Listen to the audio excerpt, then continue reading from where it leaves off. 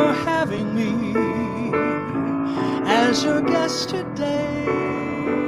I understand that you've been having these gatherings since April of the pandemic. And I'm gonna talk about my life as a singer growing up with beautiful memories of inspiration and more. But the main thing is you, my audience. Please feel free to ask me a question.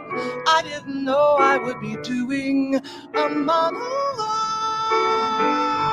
So thank you for tuning in, and I hope this conversation gives you a grin here at my piano in Tucson, Arizona. Yes, Tucson, Arizona. That's where I love, a beautiful place to make art and sing.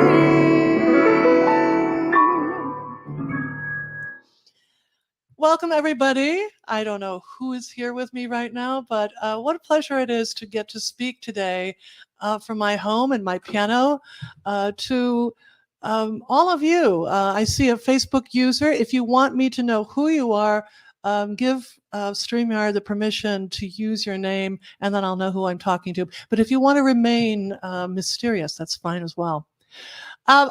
I was asked to speak whatever's on my mind today. And so I guess what is on my mind today is that I want to acknowledge that we are still in a pandemic and how lovely it is to have this venue, this kind of interaction that we can share. You can be living anywhere in the world and we can have a discussion about music and about what matters to us, what's on our minds, and any kind of forum that allows us to stay connected and emotionally close as opposed to socially distanced, to me is a great gift. So this is the space that I have been doing many, many wonderful projects in the last, how many months is it now?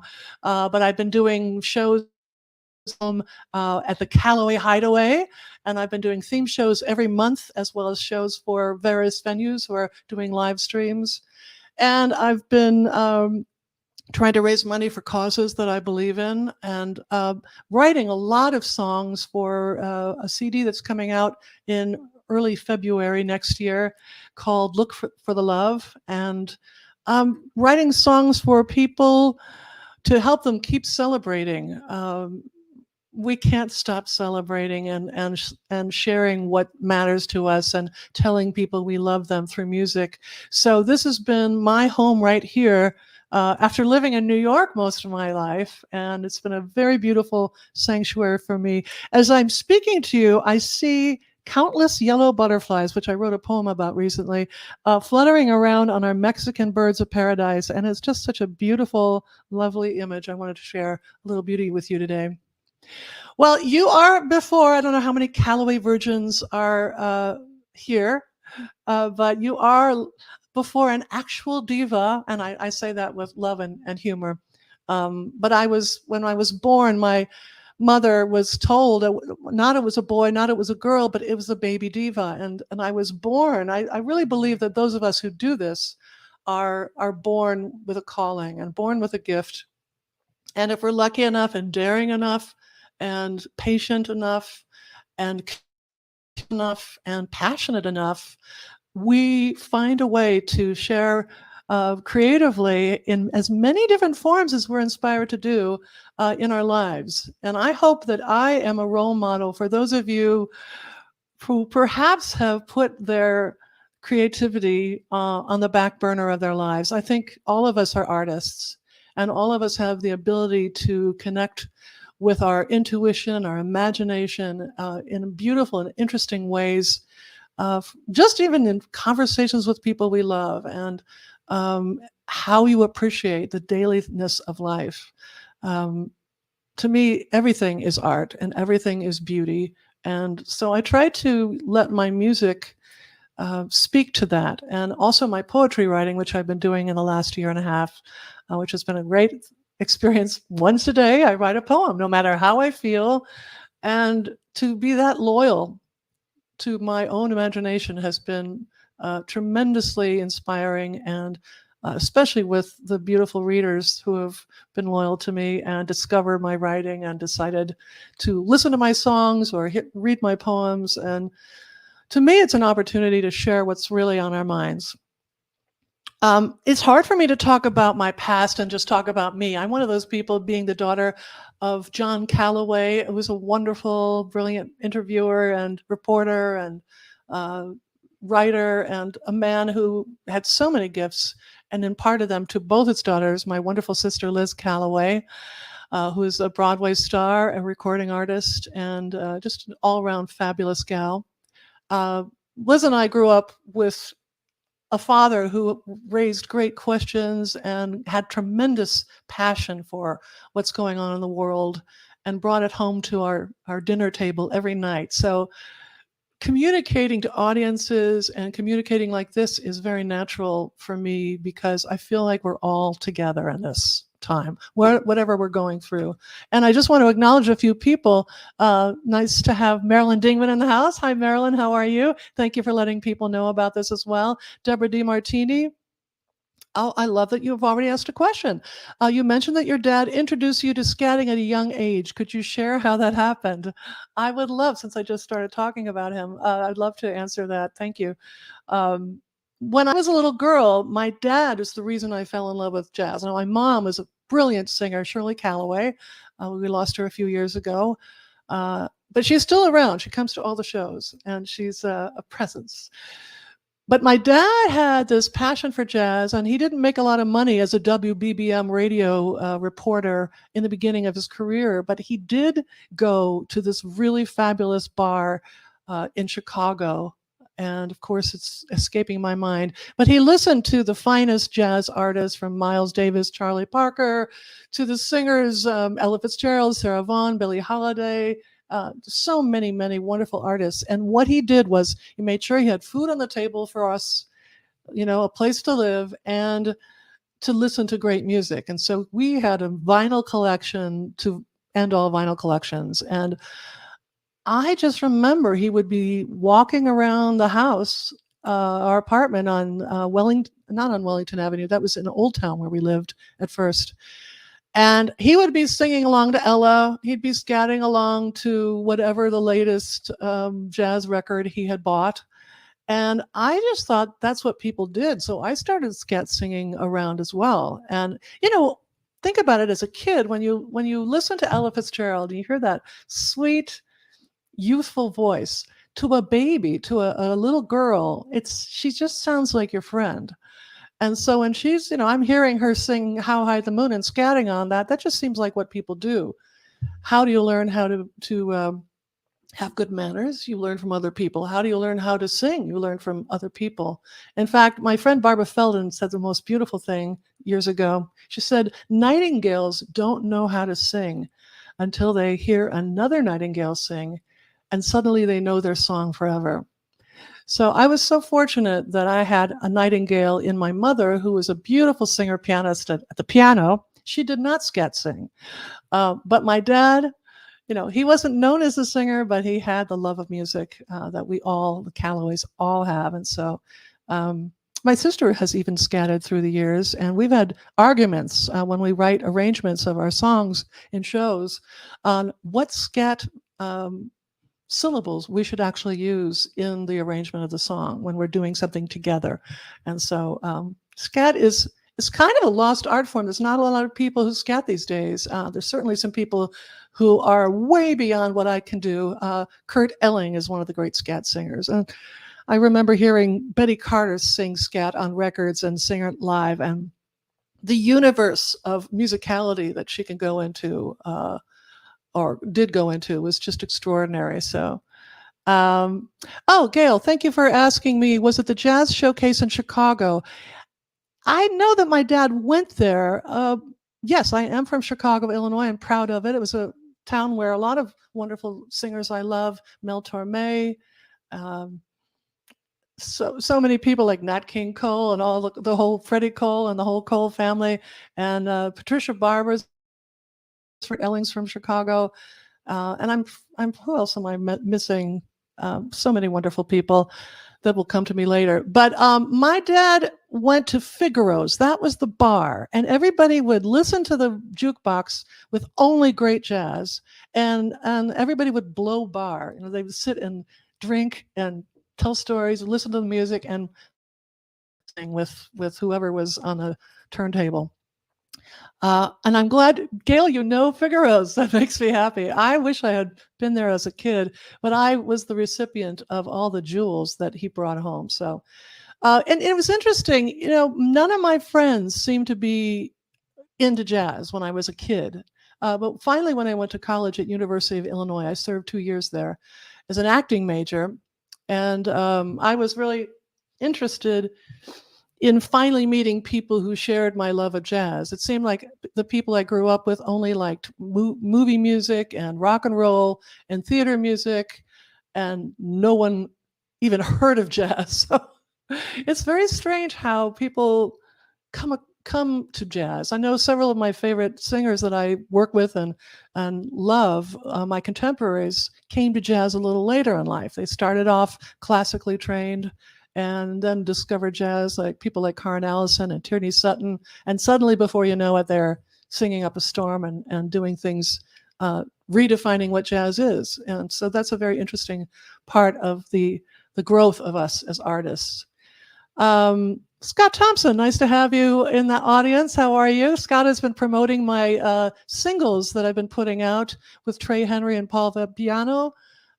Been doing some singles as a part of the CD that will be released, as I mentioned earlier. And Scott, thank you so much for telling Gail about the latest single.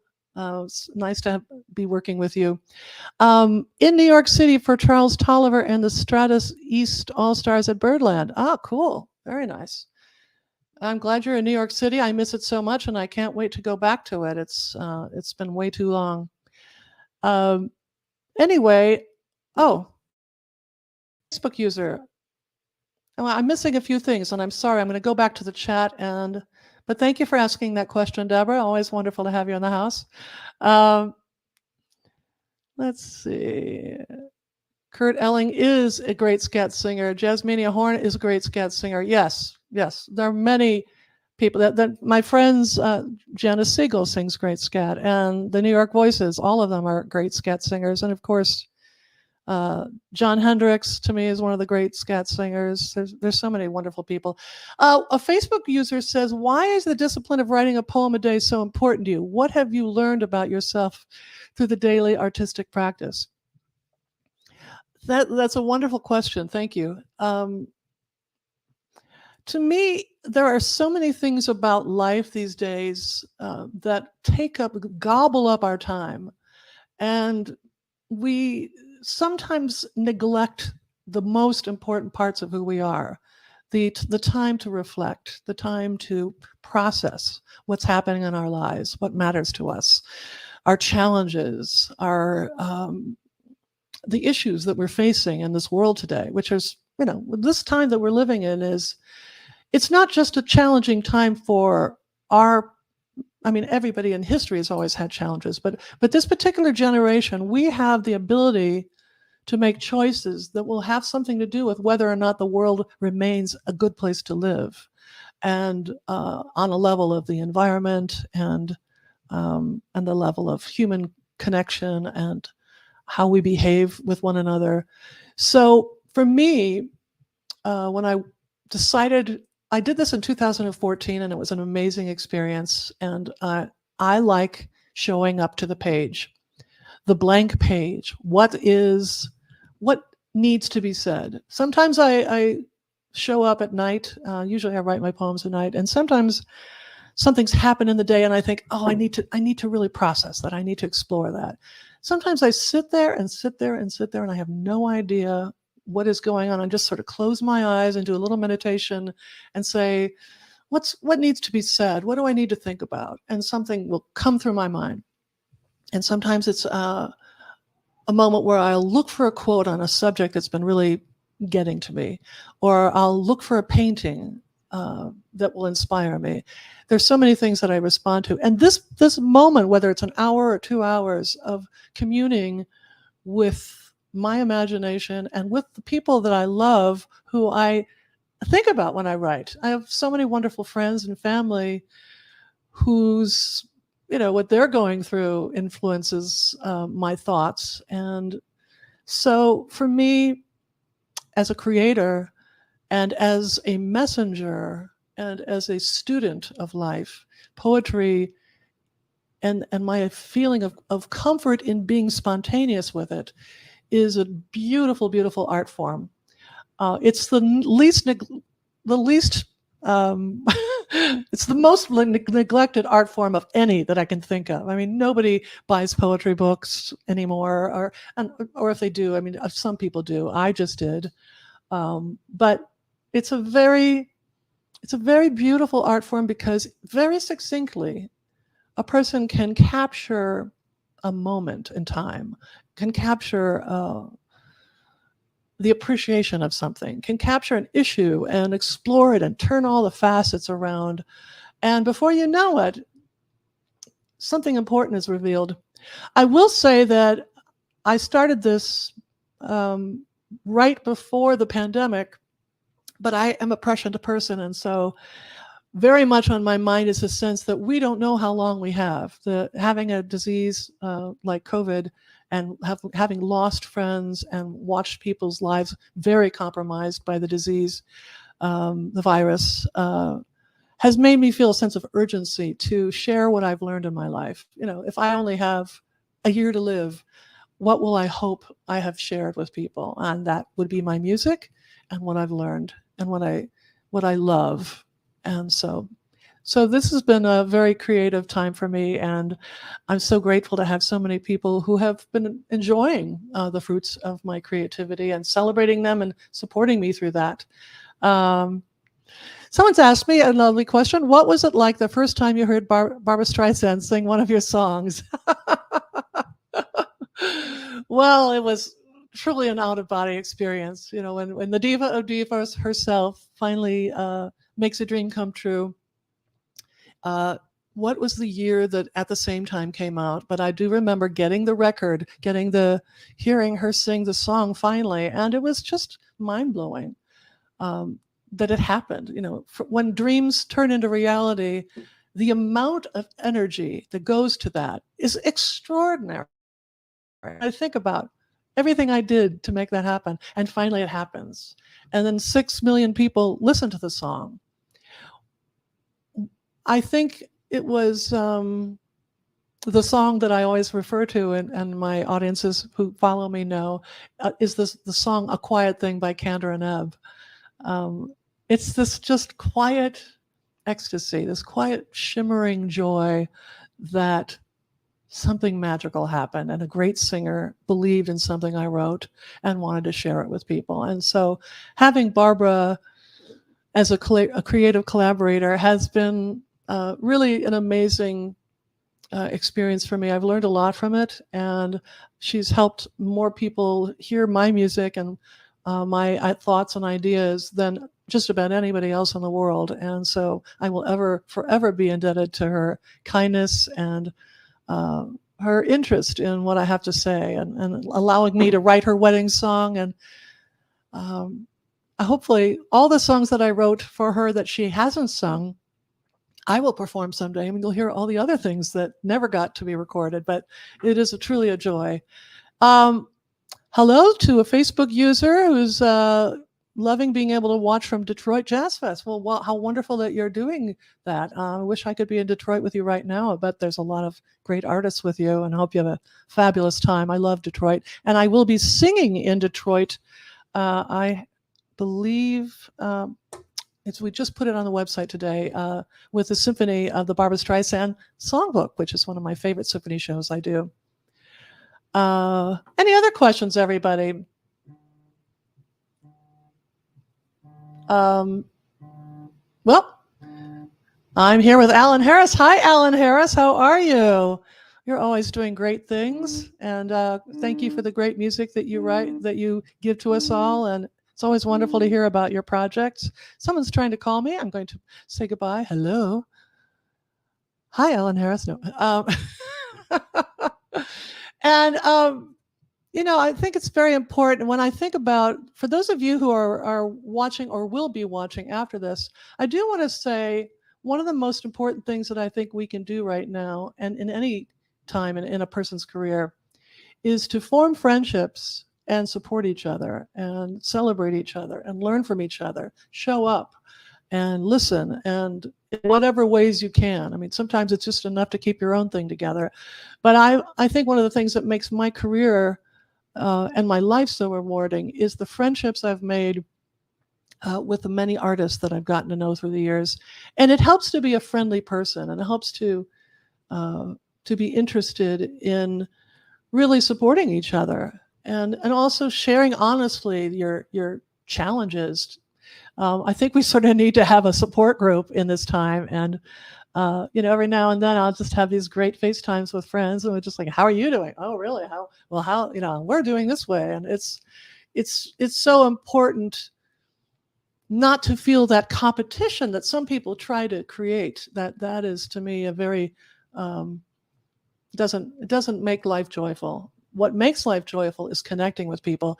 The CD that I'm working on, thanks to a wonderful arts angel, Deborah DiMartini, who asked one of the first questions, has been so much fun because I've gotten to work long distance with Trey Henry, one of the great bass players, Paul Vipiano, the principal guitarist for the LA Philharmonic, Christian Jacob has played piano, and Ray Brinker's played drums, and we're going to have Kurt Elling on a duet, and Jarrett Johnson is working on some amazing sort of Take Six like vocals for one of my songs, all in Hampton Calloway originals. Tierney and I are going to sing a song I wrote called "You Can't Wish Spring," and my sister Liz Calloway and I are going to sing at the same time, which we just talked about. Finally, the duet that we had recorded when we did the original Sibling Revelry CD, we didn't put it on the record, and that's going to finally come out.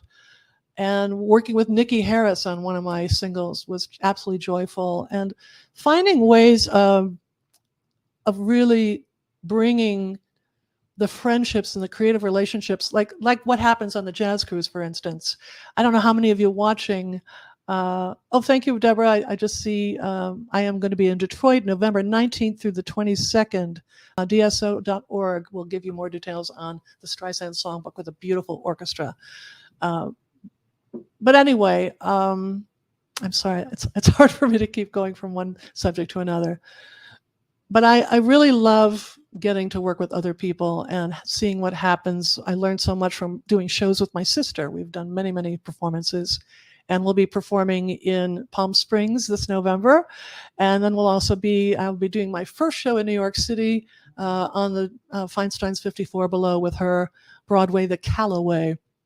And so I learned so much from that and have so much joy from that kind of shared musical experience. But the Jazz Cruise, yes, the Jazz Cruise is one of those things, if you've never done, you're a jazz lover, it is one of the most joyful experiences you can have.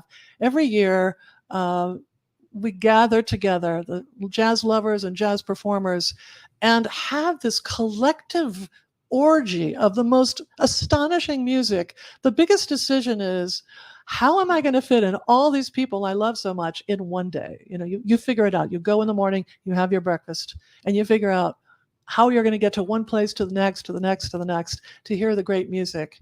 And this kind of experience really feeds my soul. I can't wait for next year's Jazz Cruise to happen and to be reunited with my dear friends on the stage and off the stage. So again, a lot of this theme is about how people inspire each other, and you, audience members and fellow artists, are the reason I get up in the morning.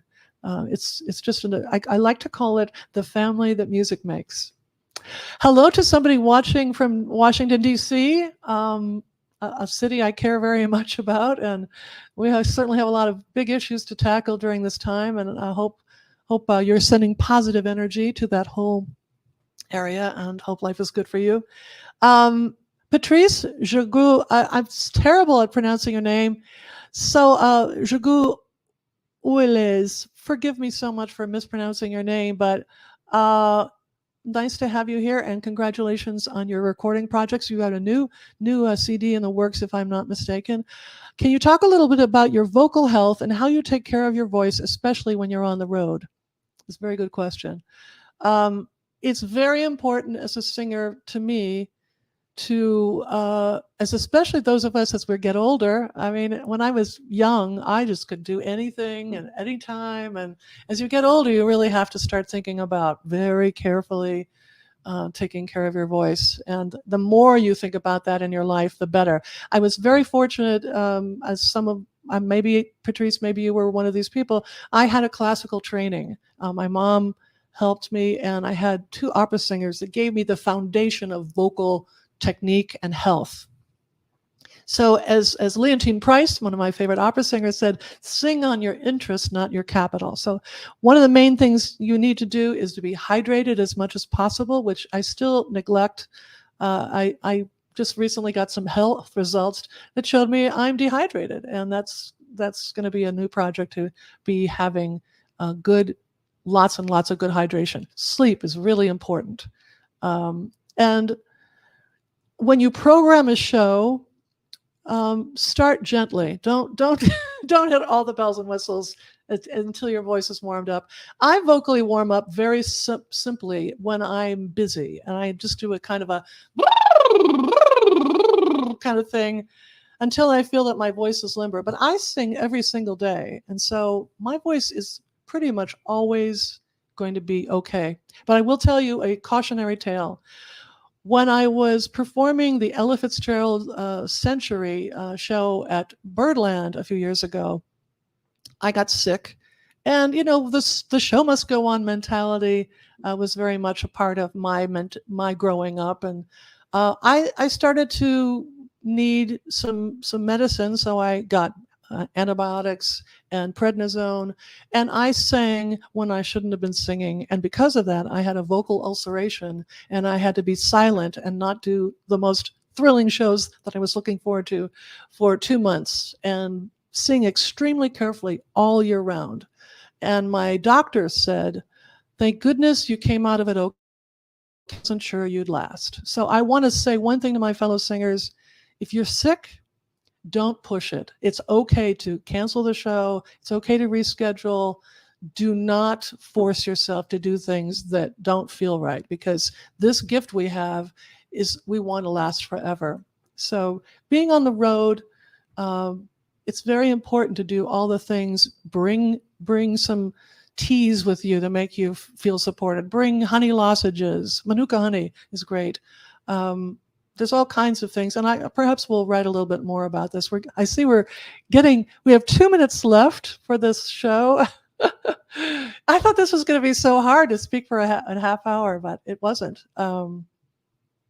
I think what I will do for the final part of this last moment is to sing some blessings to you for.